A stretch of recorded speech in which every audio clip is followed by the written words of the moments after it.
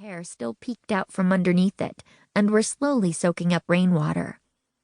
Personally, I had opted for something more in the middle. I was wearing my red raincoat, zipped up to protect me from the wind, a warm cable-knit sweater, and a pair of boots. "So where to now?" said Bess, turning away from the window. "Should we find the museum?" "No way," said George. "No museums until after breakfast." "I agree," I said. "We should definitely get some food first." Truthfully, I was eager to find the Carlisle Museum and visit the new Christopher DeSantos exhibit, but we had driven to Shady Oaks and checked into our hotel pretty late last night.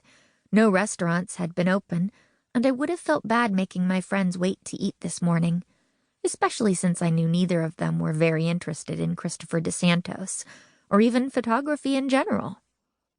We continued walking down the main street. Bess was trying to avoid puddles as she went. I was on the lookout for other potential museum goers. Shady Oaks seemed pretty busy. Despite the rain and the small size of the town, there were actually a good number of people walking around. Many of the stores had window displays advertising the DeSantos exhibit, and most of the pedestrians were stopping to look at each one. I had to assume we were surrounded by tourists and DeSantos fans. George had fallen a few steps behind us. She had taken out her cell phone and was holding it up in the air as she looked for service. I could see the droplets of water already collecting on her phone screen.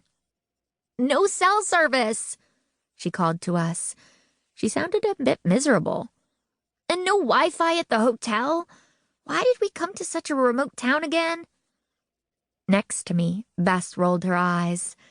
"George," she called back, "Nancy is a big fan of Christopher DeSantos. As her friends, we should be happy to tag along so she gets to experience this. Right, Nancy?" I said. "Right. Thanks, Bess."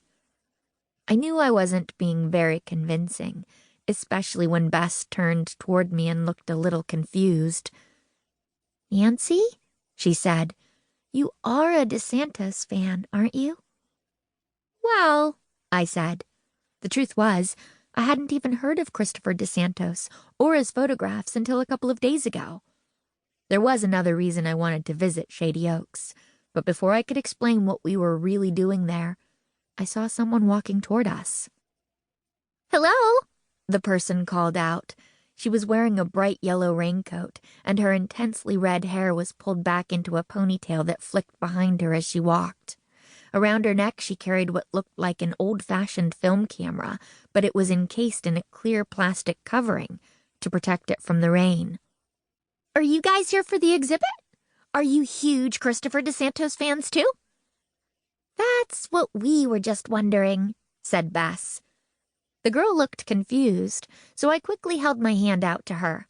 "Yes," I said, "we're all big fans. I'm Nancy, this is Bess, and that's George with the cell phone." At the sound of her name, George looked over at us and the new girl. She waved as she walked over to join us. "I'm Riley," said the girl. She smiled, and I could see that she had slightly bucked teeth and that her nose was dotted with freckles. "I've been waiting for this exhibit to open for months. Are you guys staying in town?" "Yes," said Bess, smiling back at her. "At the Elder Root Inn." Leave it to Bess to be unfailingly polite, even when I knew she was dying to ask me what was really going on. "Oh, me too," said Riley. "It's just so exciting to meet other fans." "Nancy's the fan," said George, who had come up to stand on my right side. "Not me or Bess." Riley looked between us, clearly confused again, since I had just told her we were all fans of DeSantos's work. Before I could get our story straight, George continued on. "I just don't understand why anyone would continue to use a film camera when digital exists," she said. She looked pointedly at what was hanging from Riley's neck. "George," said Bess, but luckily, Riley only laughed. "You'd be surprised how different they are," she said. "I'd be happy to show you. But of course, DeSantos shot using only film, and his work speaks for itself. Right, Nancy?"